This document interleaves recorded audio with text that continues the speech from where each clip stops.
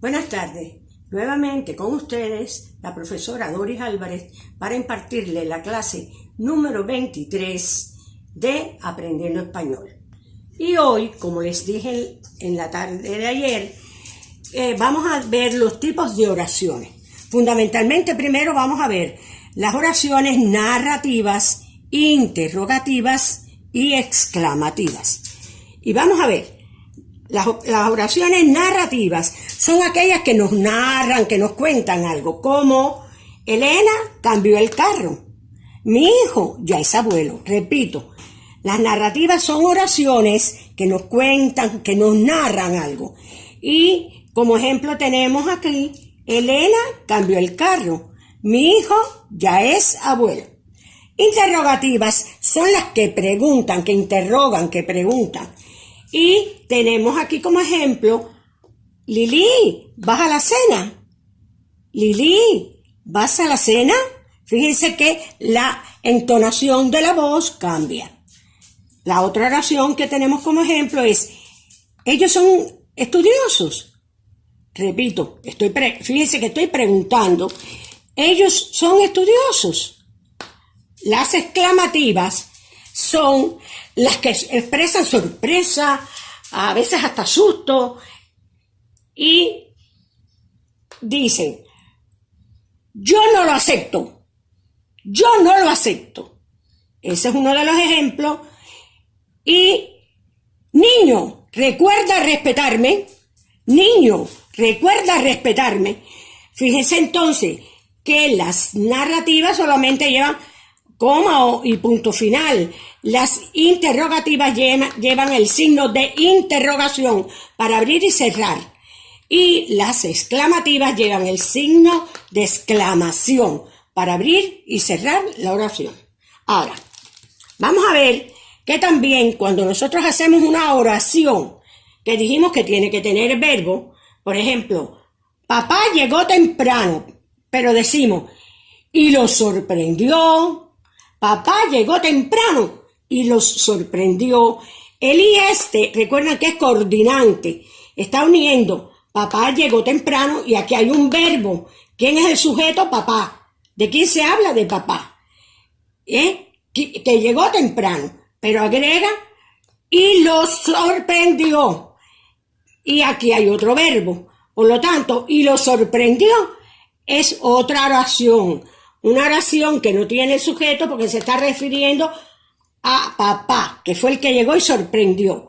Y esa oración se llama oración, esta es la oración principal y esta es la coordinada, porque la coordina la U, la principal y la coordenada.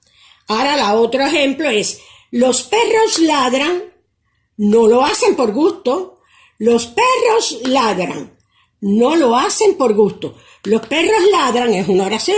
Aquí tenemos el sujeto y el predicado. Es decir, ¿quiénes ladran? Los perros. Y este es el verbo. Y una coma o un pero y después no lo hacen por gusto. Esa es otra oración. No dice quiénes ladran. Quienes no lo hacen por gusto son los perros. Porque está omitido también, tanto aquí como aquí, el sujeto, porque ya lo dijimos en la primera oración. Y esta oración sería una oración principal aquí y una oración subordinada, porque esta es la principal y aquí en la subordinada puede estar o no el sujeto. Bien, ahora vamos a ver que una misma oración, según la actitud del hablante, va a cambiar y, claro, por la actitud del hablante tendríamos que cambiarle los signos de puntuación. La primera oración, que es narrativa, dice, tú naciste en la isla de Cuba. Tú naciste en la isla de Cuba.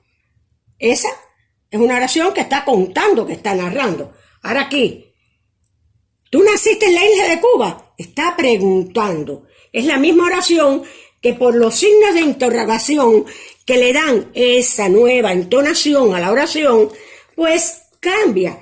Ahora es una interrogativa. Cuando entonces en vez de signos de interrogación a esa oración se le ponen signos de admiración por la actitud del hablante que expresa sorpresa o un poco de ira. Tú naciste en la isla de Cuba, como queriendo decir, no me lo niegues. Tú naciste en la isla de Cuba y es exclamativa. Y cuando no tiene un punto final, ni una interrogación, ni una admiración, sino 3 puntos suspensivos al final, que lo que expresan es duda, dice, tú naciste en la isla de Cuba. Fíjense, tú naciste en la isla de Cuba. Fíjense qué diferencia. Esta narra, esta interroga, esta exclama y esta expresa duda. Tú naciste en la isla de Cuba, como queriendo decir, no me engañes que tú no naciste en Cuba. Bien, ahora, vamos a ver que en las oraciones habíamos hablado de sujeto y predicado. El sujeto es de quién o de quiénes, porque pueden ser más de uno, se habla en la oración. Por ejemplo, aquí, papá, papá, o Elena, o mi hijo. Esos son los sujetos de esas oraciones, porque en esas oraciones de quiénes se hablan, aquí de Elena, aquí de Lili, aquí de papá, aquí de los perros.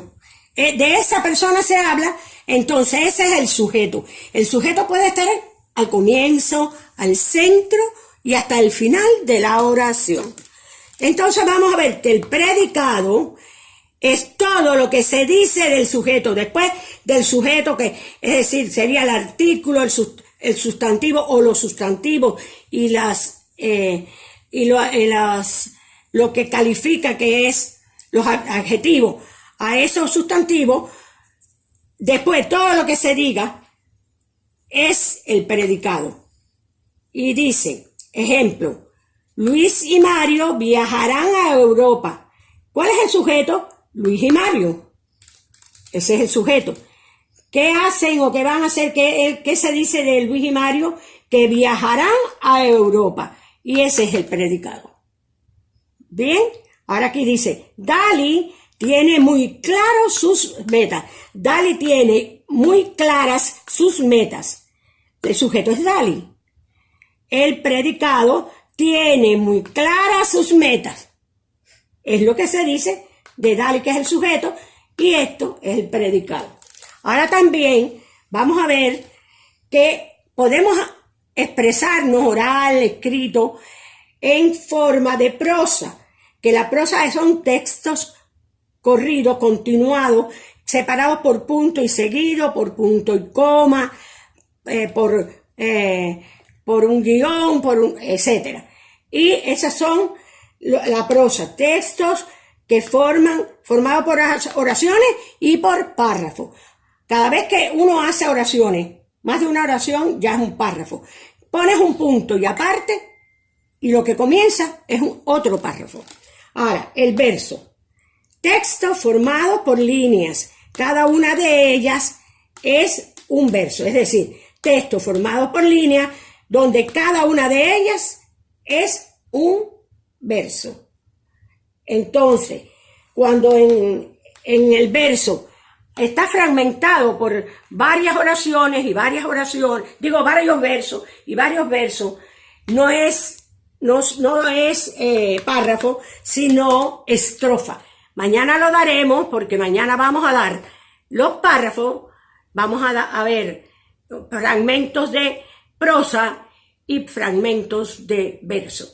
Esa será la clase de mañana. Muchas gracias.